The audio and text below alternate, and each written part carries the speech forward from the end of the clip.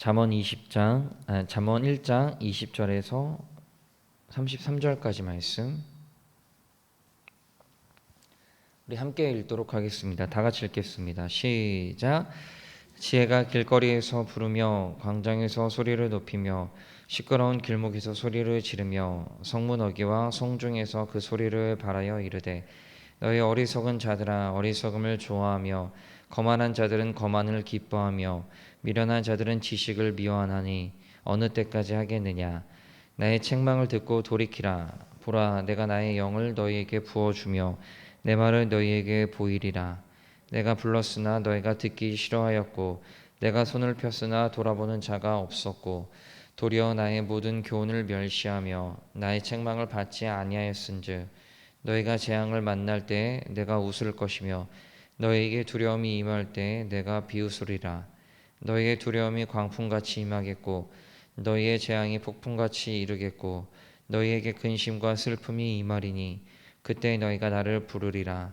그래도 내가 대답하지 아니하겠고 부지런히 나를 찾으리라. 그래도 나를 만나지 못하리니 대저 너희가 지식을 미워하며 여호와 경외하기를 즐거워하지 아니하며 나의 교훈을 받지 아니하고 나의 모든 책망을 업신 여겼음이니라. 그러므로 자기의 행위의 열매를 먹으며 자기 꾀에 배부르리라.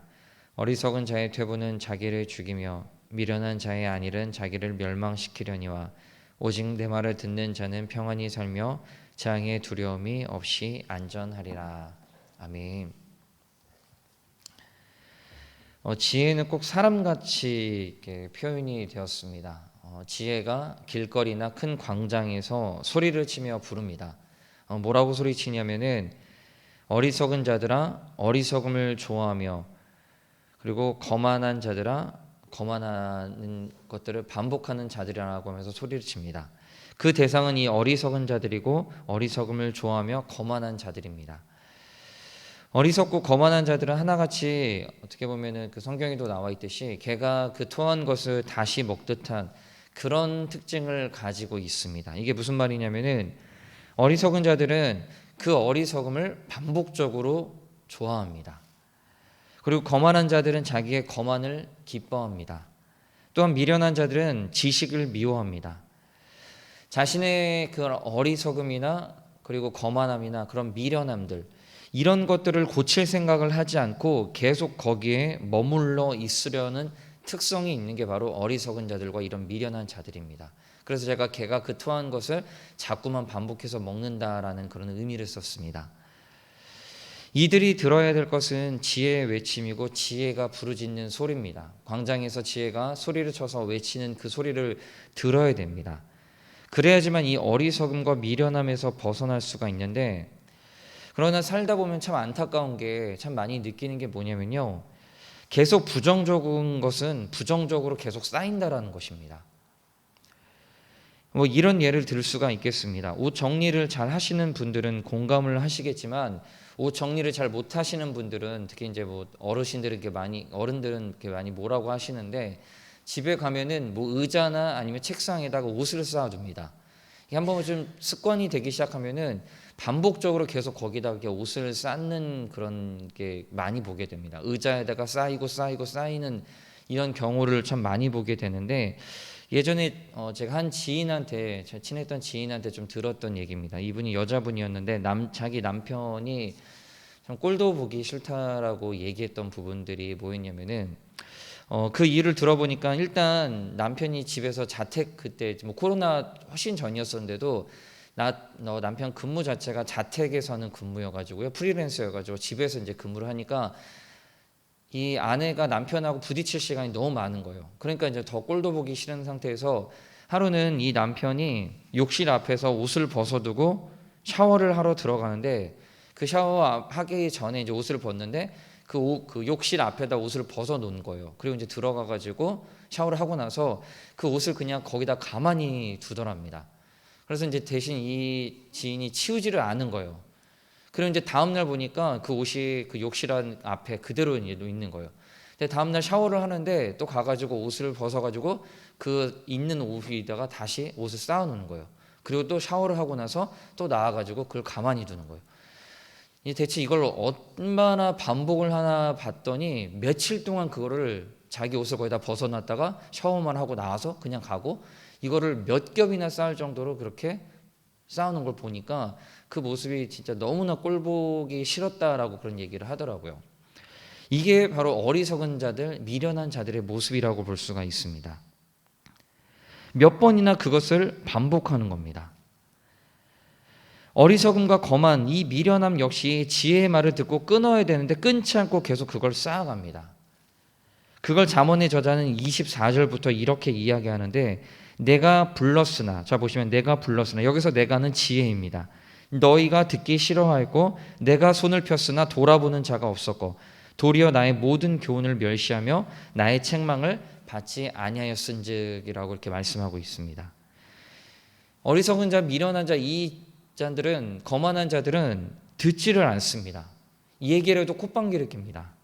결국 그 결과가 어떻게 될까? 26절 말씀 보시면은 너희가 재앙을 만날 때 내가 웃을 것이며 너희에게 두려움이 임할 때 내가 비웃으리라.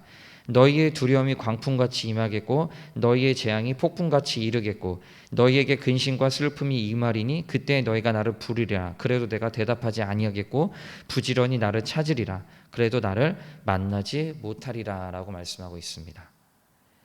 어리석고 미련하고 거만한 자들의 결과가 이렇다라는 것을 볼 수가 있습니다. 여러분, 그렇다면 우리는 살면서 어떤 길을 쫓아가고 있습니까? 어떤 삶을 살아가고 있을까요? 나는 지혜로운 길을 걸어가고 있는 것 같은데, 나는 어리석고 미련하고 거만한 길을 걷고 있는데 자기 자신을 생각해 보면은 답이 나올 겁니다. 그러나 우리가 더욱더 조심해야 될 것은 이겁니다.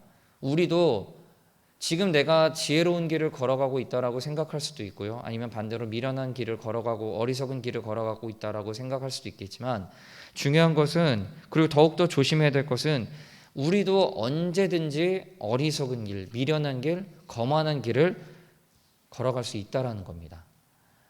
지혜의 귀를 기울이기보다는, 하나님 말씀에 기울이기보다는 어리석고 미련한 길을 우리의 길로 생각하고 따라갈 수 있는 게 바로 우리들의 모습입니다. 게다가 지속적으로 들려오는 그 지혜의 소리에 우리가 귀를 기울이지 않을 수도 있습니다. 항상 우리가 될 수 있다는 것, 내가 그런 사람이 될 수 있다는 것, 혹여나 우리가 그 길을 지금도 걸어갈 수 있다는 것을 늘 염두에 두면서 말씀을 통해서 우리 자신을 돌아볼 수 있는 우리 모두가 되기를 부탁드립니다. 잠언의 저자는 우리가 추구해야 될 길을 다시 한번 결론을 내듯이 일러주는데 32절과 33절 말씀입니다. 우리 다 같이 읽어보겠습니다. 32절과 33절입니다. 시작.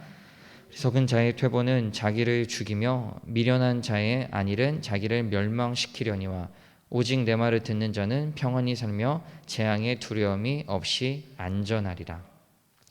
어리석은 자는 자꾸만 어리석은 길로 돌아가서 그 길만을 걸으려고 하고, 반대로 지혜로운 자는, 그 지혜의 말을 듣는 자는 평안히 살며 재앙의 두려움이 없이 안전한 길을 걷게 될 것이다 라고 우리들에게 말씀하고 있습니다.